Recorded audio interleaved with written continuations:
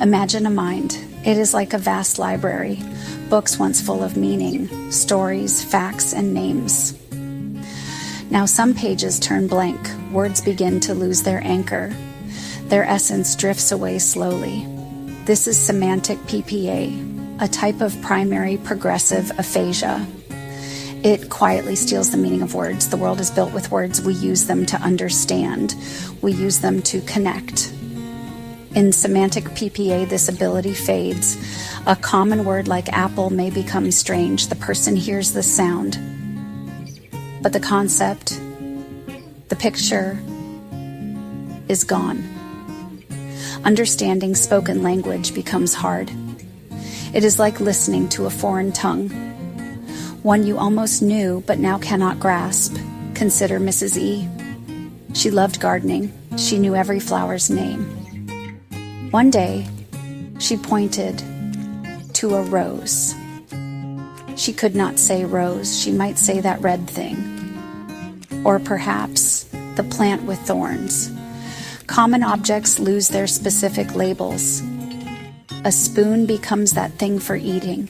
The world becomes less defined, more vague. This loss is often gradual.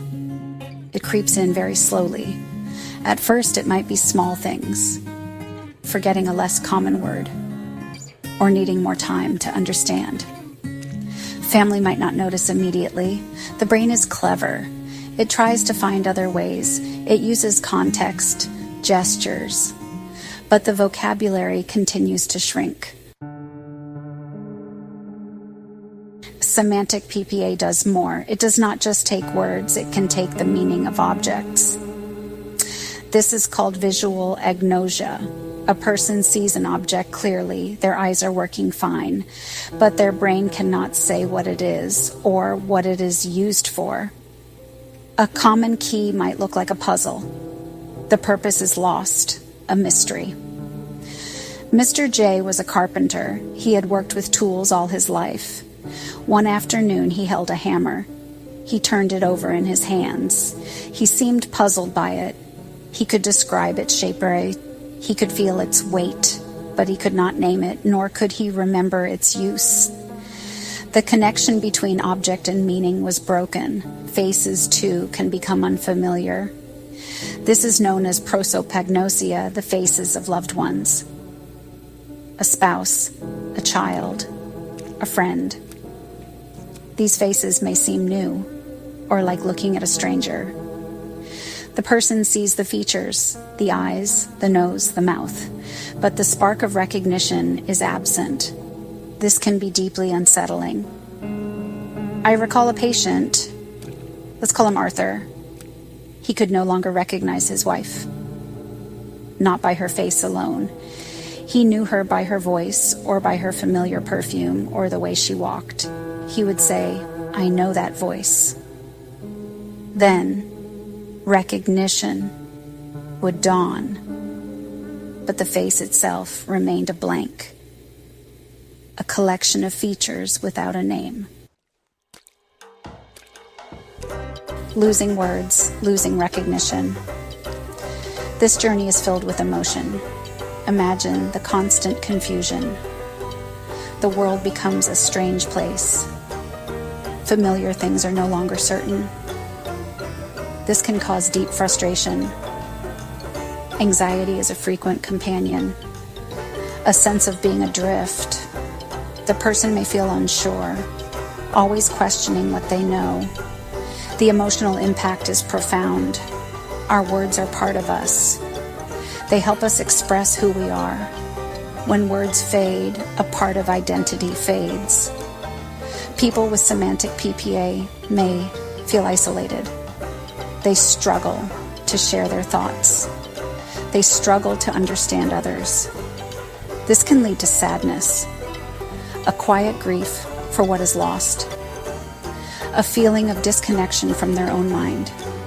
Daily life changes significantly. Conversations become difficult. It is hard to follow the thread. Misunderstandings can happen easily with family, with friends. Social gatherings can be overwhelming. The person might withdraw, preferring quiet, familiar spaces. Human connections, once easy, now require effort from everyone involved in their life. For families and caregivers, it is hard. They see a loved one change. Communication needs new paths. Patience becomes very important. Understanding the struggle is key. It is not a choice, it is the illness. There is grief for the caregivers too.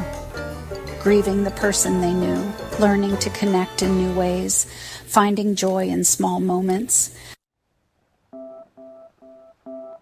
Currently, there is no cure. No medicine can reverse semantic PPA. But this does not mean no help.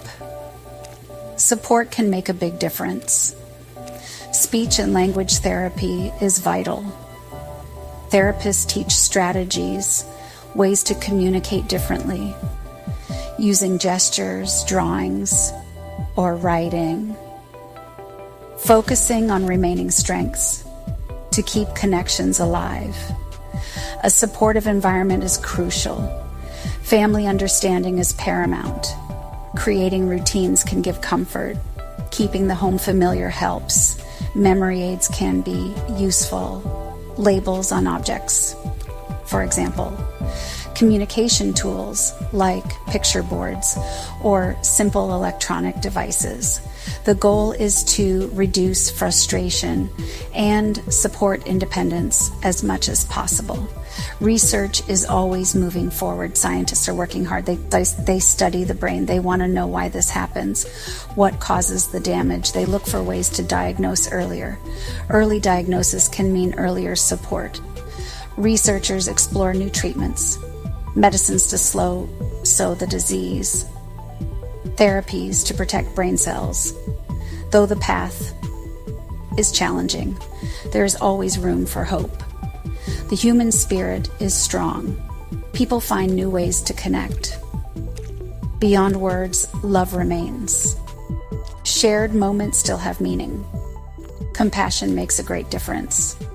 Science continues its quiet quest for understanding, for treatment, for a cure.